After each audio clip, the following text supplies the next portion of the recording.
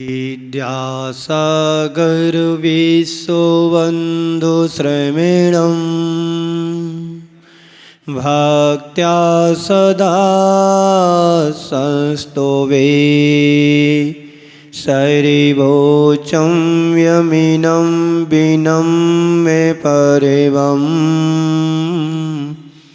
सर्वार्थसिद्धिप्रदम् ज्ञानध्यानतपोविरक्तिमुनिपं विश्वस्येश्वरं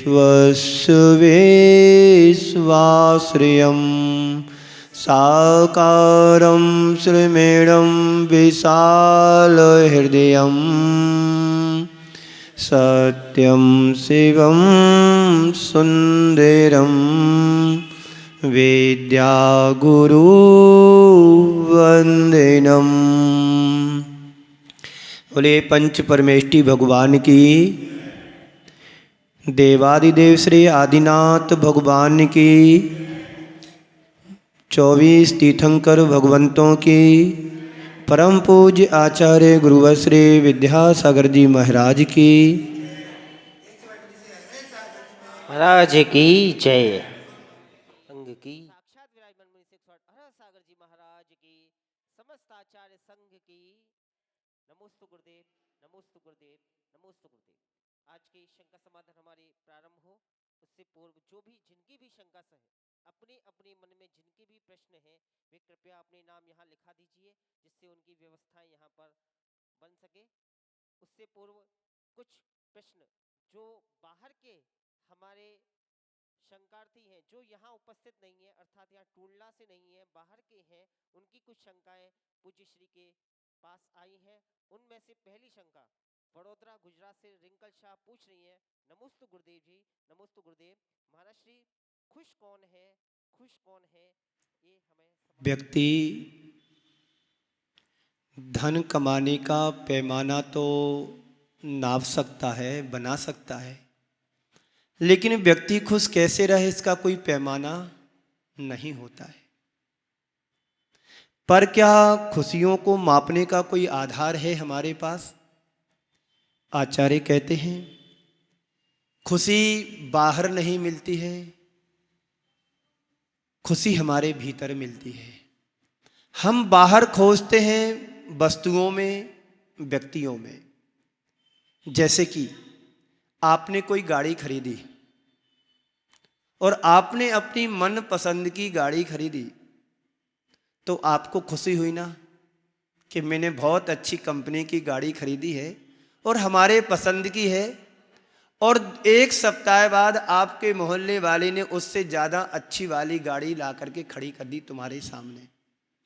कहाँ गई तुम्हारी खुशी? अभी तक तुमने जिसको पसंद किया था, जो तुम लेकर के आए, उसमें जो तुम्हारी खुशी थी, वही खुशी जब दूसरे ने हमारे सामने और इससे अच्छी कंपनी वाली गाड़ी खड़ी कर दी, तो तुम्हारी खुशी गायब हो गई। तो खुश कौन? आचार्य कहते हैं जो है, जैसा है, जितना है, उसमें संतुष्ट होना, वही व्यक्ति खुशी रह सकता है। और जो व्यक्ति बाहर की चीजों में उलझ जाता है, पर वस्तुओं में उलझ जाता है, उसकी खुशी वस्तुओं पर टिकी है, ना कि अंदर।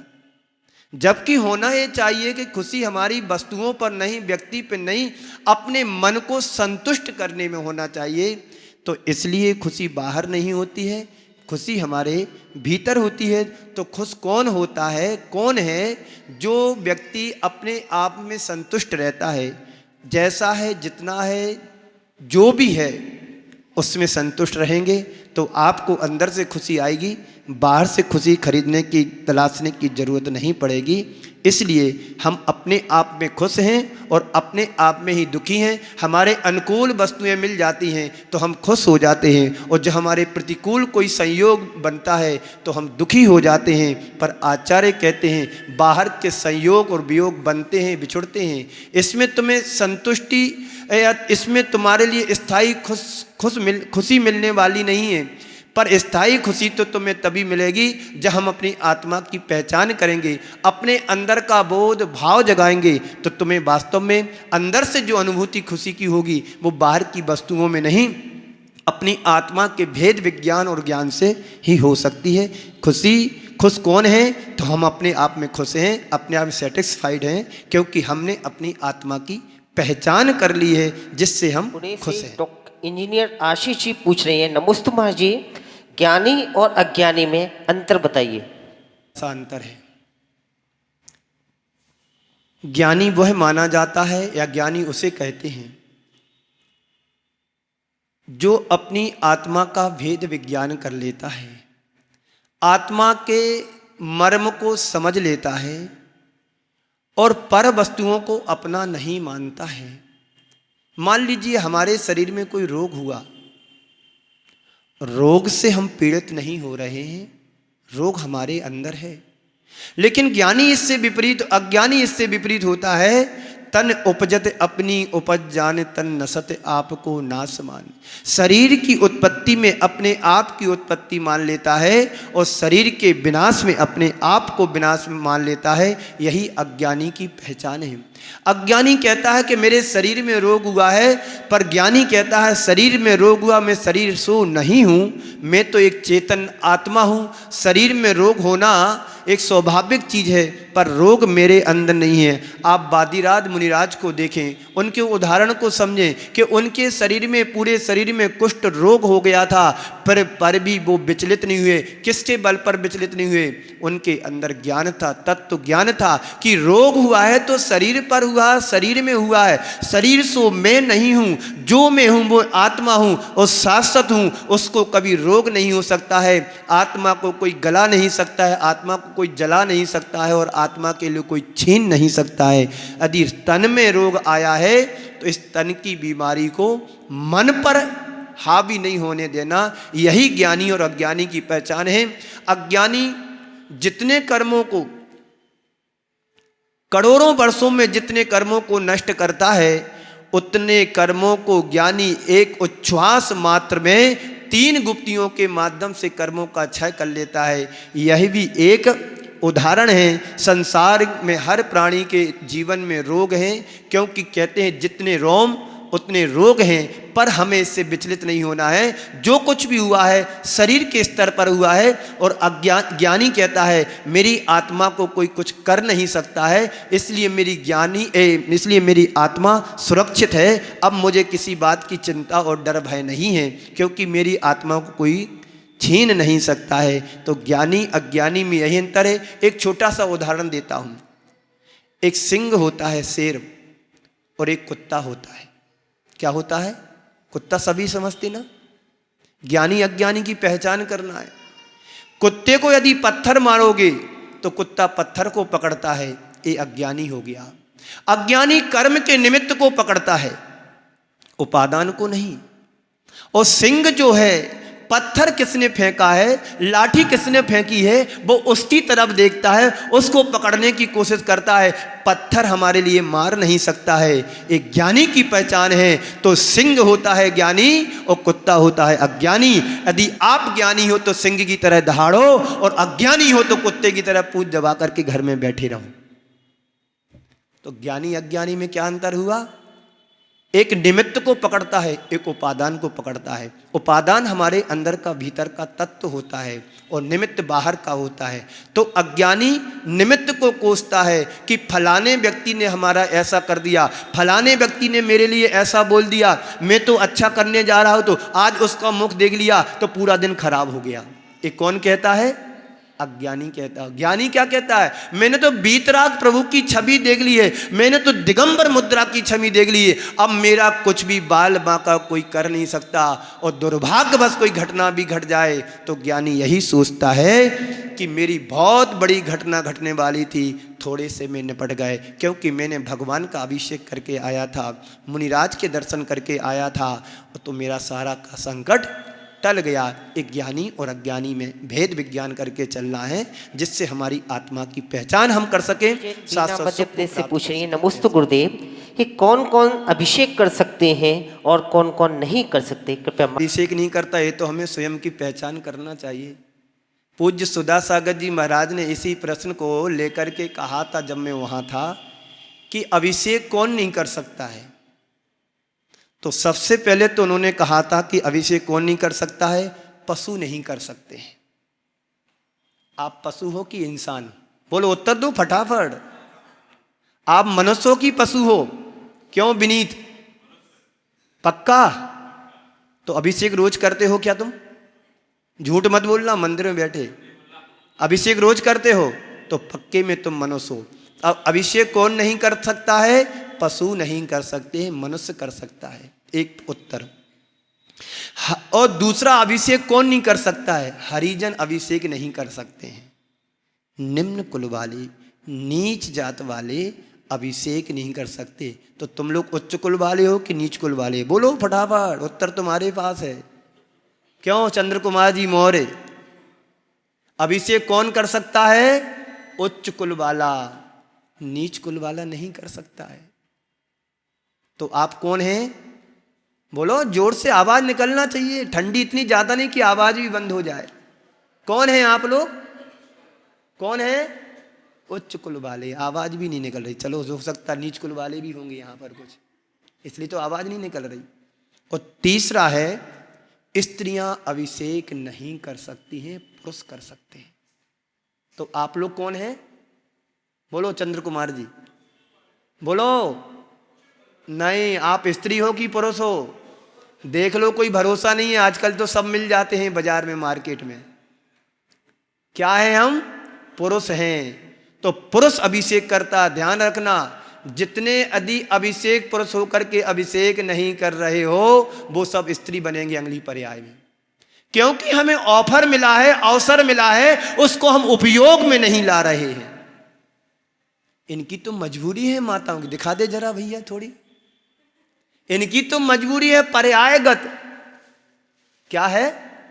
इन सब की तो मर्यादा है कि हम अभिषेक नहीं कर सकते हैं। पर ये माताएं बहनें ये ठान लें कि मेरा पति देव यदि अभिषेक करेगा तो वही गंदुदक में लगाऊंगा, इसके अलावा गंदुदक लगाने की पात्रता भी नहीं। पर चाबी इनके हाथ में, तिजोरी की नहीं। तुम्हें कैसे चाबी भरना है, अभिषेक कराना है कि नहीं कराना है? बोलो, आप लोग संकल्प ले सकते हो कि मैं जब ही रोटी बनाऊंगी जब गंदुदक हमारे पतिदेव ला करके देंगे लगाने के लिए। कर सकते ऐसा क्या है? हाँ तो बोलो। हाँ। और जिनके अभिषेक पति नहीं करते हैं तो उन स्त्री माताओं को कहना चाहिए कि आज से मैं अमुक चीज का त्याग करती हूं। वास्तव में पक्के में तुम्हारे पतिदेव होंगे तो तुम्हारी मनोभावना को पूरा करेंगे कि मेरी पत्नी ने कहा है, जो धर्म परायण है, कि मैं गंदुदक तभी लगाऊंगी जब आप अभिषेक करके ला करके दोगे। तो तीसरा कारण कौन है? अभिषेक कौन नहीं कर सकता है? स्त्रियां अभिषेक नहीं कर सकती। दो मत मिलते हैं। आचार्य कुंद कुंदे की मूल आमनाओं में स्त्रियों को अभिषेक करने के लिए निषेध कहा गया है। एक जो अर्वाचीन परंपरा हमारे देश में चली है, वहां पर स्त्रियां अभिषेक करती हैं। यदि तुम स्त्री बनना चाहते हो तो अभिषेक मत करो, और स्त्री पुरुष बनना चाहती हैं तो अभिषेक मत करो। दोनों बात समझ में आई बाबूजी? बात समझ में आई नहीं आई? आई है। चौथी बात, जिनके शरीर में ऐसे कुष्ठ रोग हो जो छुआछूत जैसी बीमारी प्रचलन में है, वो व्यक्ति अभिषेक ना करे, देखे, अनुमोदना करे और गंदोदक उनको दे कि ताकि उनका कुष्ठ रोग भी। हमारे सामने शास्त्रों में एक उदाहरण आता है, राजा श्रीपाल। श्रीपाल नाम था ना? है राजा श्रीपाल। असाता कर्म का उदय उसके जीवन में आया। सुन रहे हो ना आप लोग? कामदेव जैसा उसका रूप था, सर्वांग सुंदर। और जब असाता कर्म का उदय आया तो क्या हुआ? उसको कुष्ठ रोग हो गया। और इतना भयानक रोग हो गया कि उसके शरीर से दुर्गंध निकलती थी। पूरे नगरवासी, गांववासी उस दुर्गंध से क्या हो गया, भयभीत हो गए। तो राजा महाराजा ने उसकी व्यवस्था बनाने की नगर के बाहर एक उद्यान में ठहरा दिया कि कम से कम हमारी प्रजा दुर्गंध से तो बचे। और जब राजा पुहुपाल के मन में विचार आया अपनी बेटी की शादी संबंध करने के लिए, तो उसी कोड़ी को मिला सर्वांग सुंदर कन्या। क्या क्या थी, उसका नाम था मैना सुंदरी और सुर सुंदरी, दो कन्याएं थी।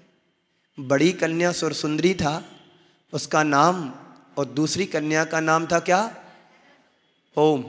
सुनते रहते हो, ओम, घुमा दो उधर।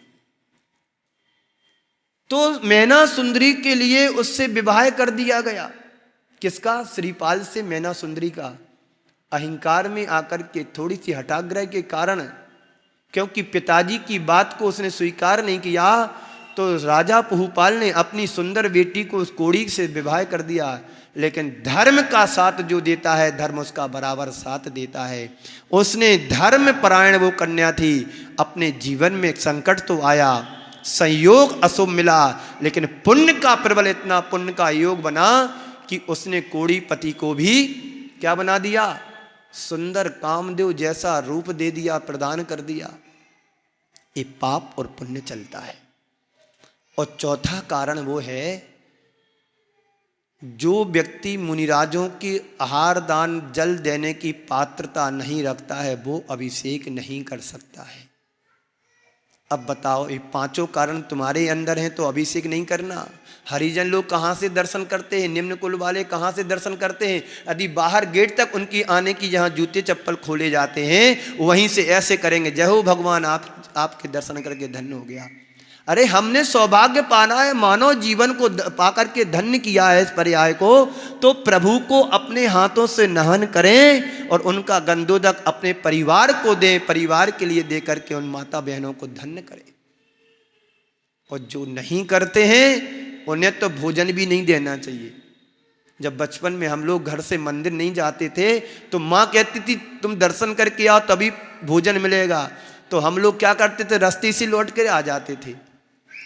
अब कैसे काम बने, बोले जब तक चंदन नहीं लगा मिलेगा, गंधोदक लगा के नहीं आओगे तब तक तुम्हें खाना। ये संस्कार कहाँ मिलते हैं, पाठशाला में मिलते हैं। संस्कार कहाँ मिलते हैं, मधुशाला में नहीं, पाठशाला में मिलते हैं, मंदिर में मिलते हैं, चैत्यालय में मिलते हैं और परिवार से मिलते हैं। एक माँ 100 शिक्षकों के बराबर होती है। यदि माँ ने अपने बेटों बच्चों को संस्कार गर्भ से दिए, तो वो बच्चा जाकर के कलश ही पकड़ेगा, कोई बाटल नहीं पकड़ेगा। पर आज तो संस्कार दूध पिलाने की बात आती है तो बाटल पकड़ा दी जाती है, तो वो कहाँ से कलश पकड़ेगा बच्चा बड़ा होकर के। फिर वो बाटल पकड़ते पकड़ते कहीं मधुशाला में चला गया तो फिर सत्यानाश हो गया। अपने आप को सत्यानाश होने से अपने परिवार के बच्चों को बचाएं और देवी शास्त्र गुरु के प्रति नतमस्तक भक्ति पूर्वक हों, जिससे इस आत्मा का, इस काया का कल्याण हो सके। हर्ष जी पूछ रहे हैं, नमोस्तु गुरुदेव, पढ़ाई पर फोकस कैसे करें? क्या लक्ष्य होना चाहिए जिससे अपनी पढ़ाई को वो अच्छे से फोकस करते हुए अपनी पढ़ाई में कामयाब हो सके। 2-3 बातें हैं। आप यदि पढ़ाई करने वाले विद्यार्थी हैं, सबसे पहले हमारा लक्ष्य होना चाहिए कि मैं पढ़ाई कर रहा हूं तो मात्र मेरे जीवन में पढ़ाई ही होना चाहिए। पहला कारण है, अपने मन को भटकने नहीं देना है। क्योंकि हमने जिस क्लास में, जिस कॉलेज में एडमिशन लिया है, जो मेरा सब्जेक्ट है उसी पर हमारा फोकस होना चाहिए। दूसरी बात, जिस सब्जेक्ट को आप रीड कर रहे हैं, पढ़ रहे हैं, उस पर आपकी नज़र पैनी होना चाहिए। आपका लक्ष्य ये होना चाहिए कि आज मुझे एक चैप्टर पूरा पढ़ना है और पढ़ करके ही दम लेना है, उसके बाद कोई दूसरा विषय को पकड़ूंगा। जब तक हमारा वो विषय पूरा ना हो जाए तब तक मैं पानी भी नहीं पीऊंगा, खाने के लिए भी नहीं उठे। ऐसे हमारे बहुत पुराने वैज्ञानिक हुए हैं जिनकी शादी होने के बाद वो रिसर्च करते रहे, उन्हें पता नहीं मेरी शादी कब हो गई। 20 साल उनके ऐसे ही निकल गए, पत्नी को देखा ही नहीं। और जब रिसर्च पूरा हुआ, खोज पूरी हुई, तब उन्हें पता पड़ा कि मेरी शादी भी हुई थी। ये लक्ष्य, ये दृष्टिकोण हमारा होगा तो निश्चित हम पढ़ाई में कामयाब हो सकते। तीसरी बात, पढ़ाई करने वाले विद्यार्थी पन्ने को पलटे मात्र नहीं, स्कैन करें आंखों से कि मैंने जो पेज पढ़ा है इसके मुख्य पॉइंट क्या है। आप पूरे पेज को याद नहीं कर सकते हैं, आप उसकी हेडिंग को याद करें और एक बार अच्छे मन से उसको पढ़ लें और हेडिंग को याद करके रखेंगे तो आप भूल भी जाओगे पर हेडिंग नहीं भूलोगे, उसका जो टाइटल है वो नहीं भूलेंगे। तो इस तरह से हम पढ़ाई करते हैं तो हम पढ़ाई में स्थिरता प्राप्त करके उसमें कामयाब हो सकते हैं। तो ये 2-3 बिंदु हमें अपने जीवन में, पढ़ने वाले विद्यार्थी हो चाहे युवक हो चाहे युवतियाँ, कोई भी हो, इस तरह से यदि वो करते हैं तो निश्चित वो कामयाब होते हैं। आज सुबह प्रवचन में आपने एक आचार्य भगवान गुरुदेव श्री पूज्यपाद स्वामी की एक कारिका बताई थी। उसके अनुसार जहाँ देह का हित है वहाँ आत्मा का हित नहीं है, जहाँ आत्मा का हित है वहाँ देह का हित नहीं है, ऐसा आपने बताया था। दूसरी ओर एक तरफ ये भी कहा था कि लंघनम परमौषधम, कि जहाँ लंघन है, उपवास है, उससे अपनी आत्मा भी पुष्ट होती है और शरीर भी स्वस्थ होता है। तो दोनों बातें विरोधाभास वो कैसे संभव है? आपने सुबह के प्रवचन से संदर्भ लेते हुए पूछा है, जिससे आत्मा का हित सधता है उससे शरीर का अहित होता है। जिससे आत्मा का भला होता है उससे शरीर का भला नहीं होता है, और जिससे शरीर का भला होता है उससे आत्मा का भला नहीं होता है। आचार्य पूज्यपाद स्वामी ने इष्टोपदेश में दृष्टिपात करते उन्होंने लिखा है, यज्जीवस्य योपकाराय तद्देहस्य आपकारकम, यद्देहस्य योपकाराय तज्जीवस्य आपकारकम। क्या कह रहे हैं? यज्जीवस्य योपकाराय, जीव का यदि उपकार करना चाहते हो तो शरीर का अपकार होगा, और शरीर का उपकार करना चाहते हैं तो आत्मा का अपकार होगा। ये बात तो आपको समझ में आ गई होगी। लेकिन हमने एक सूत्र ये भी दिया था, लंघनम परम औषधम। लंघन से यहां अर्थ लेना उपवास। उपवास हमारे शास्त्रों में 12 प्रकार के तप कहे गए हैं। अंतरंग 6 बहिरंग, उनमें एक उपवास भी आता है। लंघन का अर्थ उपवास। यदि आप उपवास करते हैं तो आत्मा का अहित नहीं होता, आत्मा का हित सधता है। शरीर में झुर्रियां आ सकती हैं, शरीर तुम्हारा कमजोर हो सकता है, पर आत्मा में बल मिलता है। इच्छा शक्ति का निरोध होता है। क्या सूत्र आता है? इच्छा निरोधो तपः।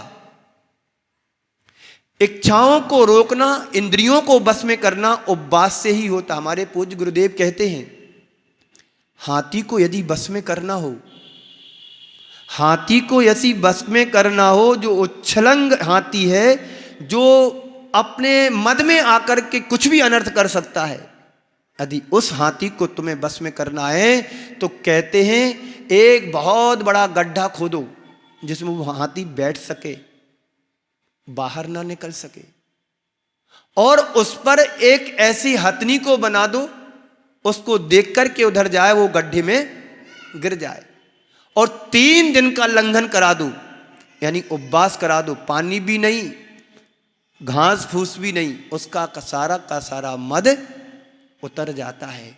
ऐसी हमारी इंद्रियां हैं, प्रबल हैं। हम इनको जितना खिलाएंगे उतनी पुष्ट होती हैं। शरीर तो पुष्ट होता ही होता है, हमारी इंद्रियां भी बलवान बनती हैं। इसलिए चाहे श्रावक हो या श्रमण हो, उपवास करते रहना चाहिए। साधना है, तपस्या है। तो आपने पूछा है विरोधाभास है, आपको लग रहा होगा विरोधाभास। यदि दोनों पॉइंट पर चिंतन मनन करते तो विरोधाभास नहीं दिखता, क्योंकि उपवास हमारी आंतरिक साधना नहीं, बहिरंग साधना है। कल मैंने उपवास किया था, आपको पता था कि आज महाराज जी उपवास किया, और मान लो मैं प्रायश्चित गुरु से लेने जा रहा हूँ, तो प्रायश्चित तो में दिखेगा कि हमने क्या प्रायश्चित लिया। जी अंतरंग तप है। और उपवास करने से, बहिरंग तपों का पालन करने से अंतरंग तप हमारे पलते हैं, परिशुद्ध होते हैं। तो जिन कारणों से हमारी आत्मा का अहित होता है, उनसे शरीर का हित हो सकता है, और जिन कारणों से शरीर का हित होता है, उससे आत्मा का हित होता है। तो उपवास हमारी एक तपस्या है, तप है। और ये जो काय का हमने आपको श्लोक सुनाया था, वो आचार्य पूज्यपाद अध्यात्म में उतर करके, अध्यात्म की श्रेणी में डूब करके कहा कि जिन कारणों से आत्मा का हित होता है, हो सकता तुम्हारे शरीर पर उसका प्रभाव पड़े। उपवास करने से शरीर तुम्हारा कमजोर हो सकता है, लेकिन आत्मा तो निखर करके आती है। ऐसा हम सोचेंगे तो हमारे जीवन में कोई दिक्कत उपवास नहीं। करने से शरीर के कई सारे रोग दूर हो जाते हैं। हाँ, कैंसर आदि रोग दूर हो जाते हैं। तो यानी शरीर का भी हित हो रहा है और आत्मा भी पुष्ट हो रही है, तो आत्मा का भी हित हो रहा है, दोनों उपवास से चीजें, दोनों का हित हो रहा है। कुछ चीजें ऐसी होती हैं, जाते हैं तो शरीर पर उसका प्रभाव दिखेगा, लेकिन आत्मा हमारी इतनी सुदृढ़ हो जाती है कि वो हमें कष्ट जैसा नहीं लगता है। कष्ट में भी हमें इष्ट दिखाई देता है, जिससे हमारी आत्मा सधती है। ऐसा। नमोस्तु महाराज जी, नमोस्तु। मेरा प्रश्न है, मेरा बिल्कुल पढ़ाई में मन नहीं लगता। मन तुम्हारा कहीं और लगा हुआ है, तो पढ़ाई में कैसे लगेगा। जैसे अभी इसके पहले मैंने कहा था कि पढ़ने वाले विद्यार्थियों के लिए अपने फोकस को करना चाहिए कि मैं क्या कर रहा हूँ और मुझे क्या करना चाहिए। आप एक विद्यार्थी हो सकता 9th 10th में हो, 10th में है ना, हाँ अंदाज सही है। तो आप जब 10th क्लास में पहुँचे हैं, तो क्या फिर आप नकल मार के पेपर दे करके आए हैं। अभी तो पेपर भी चल रहा है। हाँ पेपर चल रहा है, लेकिन आपने पिछली क्लासों में क्या सीखा है, तभी तुम पास हो पाए।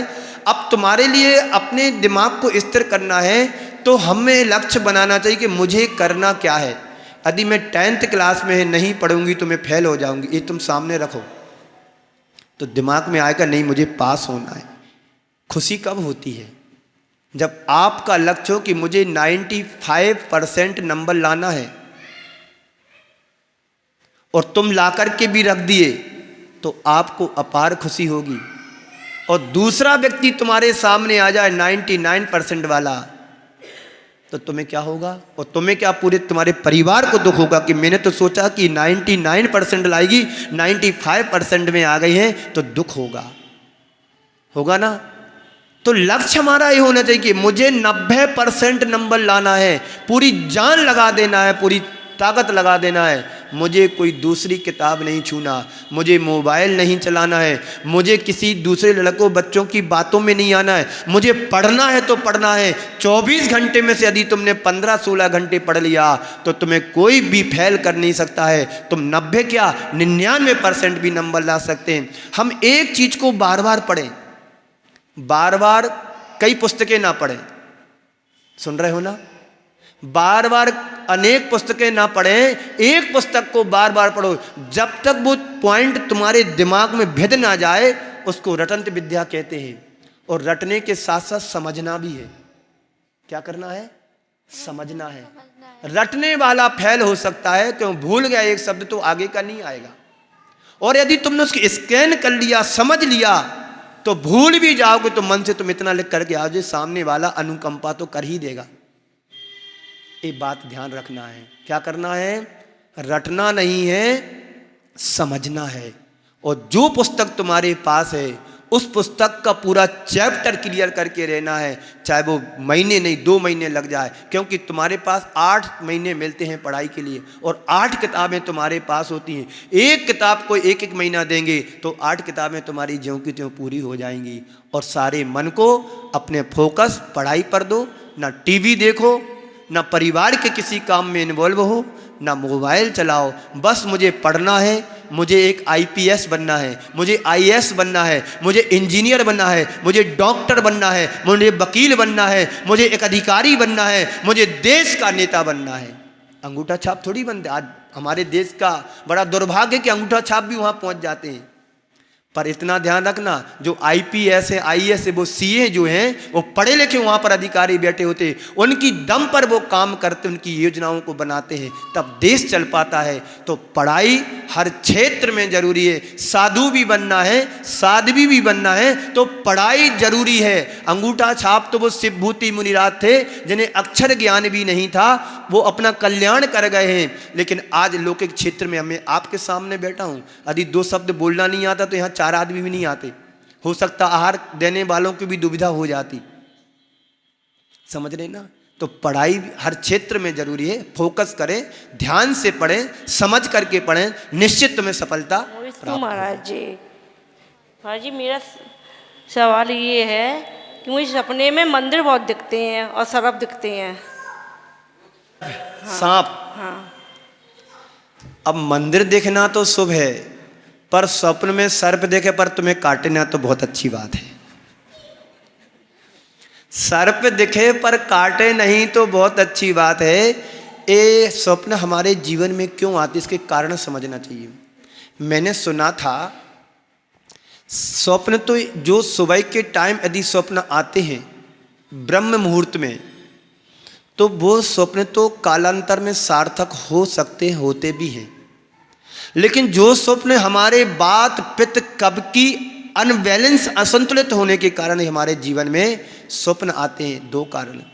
और तीसरा कारण ये होता है, स्वप्न को जो बात को हम बार बार याद करते हैं, कहीं का भी प्रसंग हो, उठने बैठने का, लड़ने झगड़ने का, आपस में किसी भी तरह का प्रसंग हो, उसको हम बार बार याद करते हैं, तो वो जब बात दिमाग में सब कॉन्शियस माइंड में रहती है, तो बात वो तुम्हारे लिए स्मृति पटल पर आकर के स्वप्न में दिखाई देती है।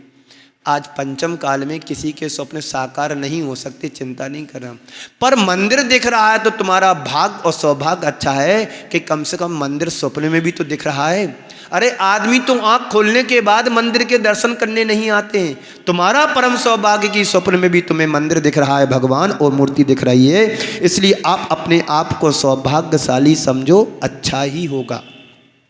अब रही सर्प की बात, तो बात पित्त कप का जब हमारा अनबैलेंस हो जाते हैं तो इस कारण से सर्प दिखते हैं, और उसका कोई ज़्यादा विशेष कोई ऐसा कारण नहीं है कि तुम्हें कोई अनिष्ट होने वाला है, क्योंकि भगवान पारसनाथ का भी तो सर्प है, और सर्प को देख लो, भगवान को देख लो तो और अच्छा है। अभी जैसे कहा था, सर्प दिखे पर काटे नहीं, तो बहुत अच्छी बात है। मेरा ये प्रश्न है कि जो हम सुगम दशमी का व्रत करते हैं, उसका उद्यापन करते हैं, उसमें सुहागले होना जरूरी है क्या? ये मेरी बेटी का प्रश्न है। प्रश्न वैसा उत्तर होना चाहिए। आपने प्रश्न किया सुगंध दशमी का जो व्रत है तो शादीशुदा महिलाओं के लिए होता है, तो लड़कियों कैसे करेंगे? नहीं, बेटी शादीशुदा ही है। हाँ हाँ, तो शादीशुदा कर सकते हैं, वो कर सकते हैं। नहीं, उसमें जो उद्यापन करते हैं उसमें सुहागले होना जरूरी है। क्या क्या सुहागले होती है ना, सुहागले करते हैं वो एमपी में उधर। अब इसकी हमें इस विषय में जानकारी नहीं है, थोड़ा देखना पड़ेगा। उसके लिए कैलेंडर जो तीर्थंकर वर्धमान कैलेंडर है, सारे व्रतों के बारे में विधि दी है पीछे उसके पृष्ठ पर, तो आप वहाँ से देखकर इसको समझ सकते हैं। विकल्प आते हैं, और मंदिर में पूजा या जाप लगाते हैं, तो ये विकल्प क्यों आते हैं? तो बड़ी विडंबना है। एक तो हम कुछ जानते नहीं हैं, और कोई सुनाता है उसकी मानते भी नहीं हैं, पर बीच में तानते जरूर हैं, खींचातानी जिसको बोलते हैं। यदि हमारे पास ज्ञान नहीं है तो ज्ञानधारी जो जीव हैं उनकी बात को सुन करके स्वाध्याय करके अपने मन को रमाने की बात सोचो। हमें विकल्प क्यों आते? क्योंकि हमारा कोई स्वाध्याय नहीं है, ज्ञानी नहीं है। हम अज्ञानी होने के कारण हमें अनेक प्रकार के विकल्प हमारे मन में दौड़ते रहते हैं। एक इच्छाओं को पूरा करने जाते हैं, वो इच्छा पूरी नहीं हो पाती है, दूसरी इच्छा की प्लानिंग शुरू हो जाती है, और तीसरी इच्छा की माइंड में तरंगे आने लगती हैं। अब एक करना, अब इसके बाद एक करना। देखिए एक विद्यार्थी है, उसने क्या सोचा? उसने सोचा कि मेरी पढ़ाई अच्छी हो जाए तो जॉब मिल जाए। हर से यहाँ बैठा है, उसने सोचा कि मेरी पढ़ाई अच्छी हो जाएगी तो मुझे अच्छी जॉब मिलेगी, उसके लिए जॉब अच्छी मिल गई। अब जॉब अच्छी मिल जाए तो मेरी शादी भी अच्छे से हो जाए, तो शादी भी अच्छे से हो जाएगी या होने वाली है। जो कुछ भी है। अब जब अच्छी शादी हो जाए तो लड़की भी अच्छी मिलना चाहिए, तो शादी अच्छी हो जाएगी। अब सोचा कि शादी हो गई, अब अच्छे बच्चे भी हो जाए। जब बच्चे अच्छे हो जाएंगे तो फिर ये सोचो कि हमारा थोड़ा बैलेंस और अच्छा बढ़ जाए। जब बैलेंस पैकेज अच्छा बढ़ जाएगा, अब सोचो कि बच्चे अच्छे स्कूल में पढ़ने लगें, फिर ये सोचो कि बच्चे थोड़े समझदार अच्छे से हो जाएं। मतलब एक इच्छा पूरी नहीं होती है और तुम्हारे मन में आने वाले दिनों के लिए, आने वाले समय के लिए प्लानिंग चालू हो जाती है। तो यही विकल्प, यही मन, जब हम धर्म ध्यान करने बैठते हैं तो अनर्गल विचार तुम्हारे मन में आते। क्यों आते हैं? क्योंकि हमारा स्वाध्याय नहीं है। स्वाध्याय करोगे तो वही विचार आएंगे तुम्हारे मन में, भगवान के बारे में सोचने में आएगा, तीर्थंकर भगवंतों के कल्याणकों के बारे की बात आएगी, और परमात्मा कैसे बनते हैं, प्रकृतियाँ कैसी होती हैं, कर्म कितने होते हैं, उनके भेद क्या है, ये जीवन मिला है तो क्यों मिला है, लोक की संरचना क्या है, लोक का आकार क्या है, अपाय विचय क्या है, आज्ञा विचय क्या है। धर्म ध्यान के 10 भेद आएंगे याद, शुक्ल ध्यान के 4 भेद याद आएंगे। जब स्वाध्याय करो तो ये आएंगे, और स्वाध्याय मेरा नहीं है तो संसार घर गृहस्थी की बातें आएंगी। अब देवरानी ने पता नहीं क्यों उस दिन गुस्सा हो गई, मैंने तो अच्छे से बात करना सोचा था, अब जेठानी ने उसको डांट दिया, सास ने कुछ और बोल दिया, ससुर जी बाजार गए थे, अब आएंगे तो क्या करेंगे। अब ये बातें दिमाग में क्यों आ रही? इसलिए आ रही कि हमारा स्वाध्याय नहीं है। और एक बात और, यदि तुम जाप करने बैठते हैं तो नमो वरहिंताड़म नमो सिद्धाड़म नम, इस तरह से जाप करो तो आपकी दूसरे दिमाग को दूसरे विचार नहीं घुसेंगे। जब तुम बड़ी निश्चिंता से आंख बंद करके हाथ में माला ली और 2-4 गुड़िया नहीं खिसके नमो वरहिंताड़म, ये होता है। क्यों? प्रमाद आ गया। इसी समय तुम्हें निश्चिंता मिली है, सकून मिल रहा है, तो नींद भी आएगी, और नींद नहीं आएगी तो विचार दिमाग में घुसेंगे, उससे लेना, किसको देना, किससे लेना। अब बच्चे छोटे छोटे हैं, घर की स्थिति ठीक नहीं है, अब कैसे पैसे जोड़ें, कैसे व्यवस्था बनाएं, कल बच्चे बड़े होंगे कहीं बिगड़ ना जाएं, गलत लाइन पर ना चले जाएं, हम अच्छे स्कूल में नहीं पढ़ा पा रहे, छोटे स्कूल में पढ़ाते हैं, अब कैसे हमारी पड़ोसी तो अच्छे वाले स्कूल में पढ़ाते हैं अपने बच्चों को। ये सारी चीज़ें, व्यापार भी अच्छा नहीं चल रहा है, पति देव तो बिल्कुल सुनता ही नहीं है। उनसे कहा कि थोड़ी मेहनत अच्छी कर लो, बच्चे पढ़ लेके जाएंगे अच्छे स्कूल में, कल के दिन शादी विवाह में पैसा लगा, जोड़ लो तनक, वे तो बिल्कुल सुनता ही नहीं है। और बच्चों को बुला तो वे भी हाथ में नहीं, अब घर में कुछ हो तो बच्चे संभले। तो ये सारे चिंतन विचार तुम्हारे मन में इसलिए आते हैं कि हमारा ज्ञान स्वाध्याय पूर्वक नहीं है, इसलिए हमारे ज्ञान में अननेसेसरी चीज़ें जुड़ जाती हैं जिससे हम परेशान होते हैं।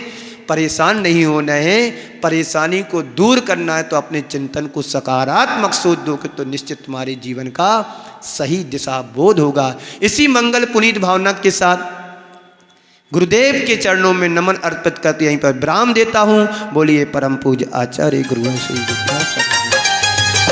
विद्यासागर की गुण आगर की शुभ मंगल दीप प्रजाल हो मैं आज उतार। शुभ मंगल दीप प्रजाल हो मैं आज उतारूं आरतियाँ। विद्यासागर की गुण आगर की शुभ मंगल दीप प्रजाल हो मैं आज उतारूं आरतियाँ।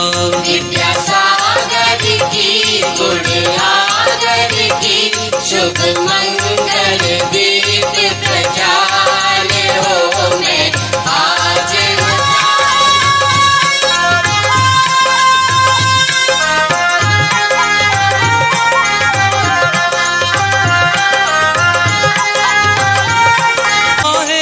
सब जन मंगल गाए, गुरु जी सब जन मंगल गाए। गुरु जी सब जन मंगल गाए।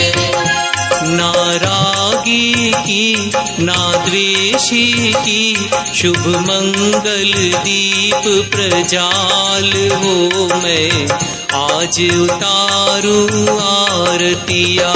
विद्यासागर की गुण आगर की शुभ मंगल दीप प्रज्वाल हो मैं आज उतारूं आरतियाँ।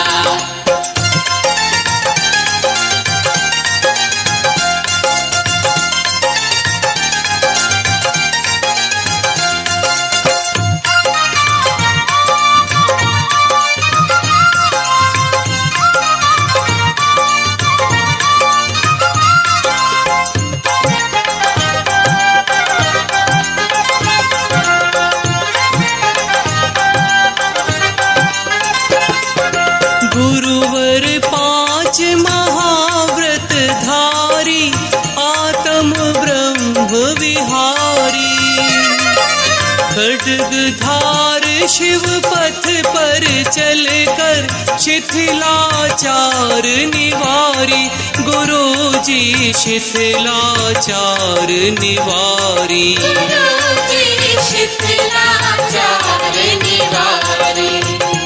ग्रह त्यागी की वैरागी की ले दीप सुमन का थाल रे मैं आज उतारूं सागर की गुण आगर की शुभ मंगल दीप प्रजाल हो मैं आज उतारूं आरतियाँ।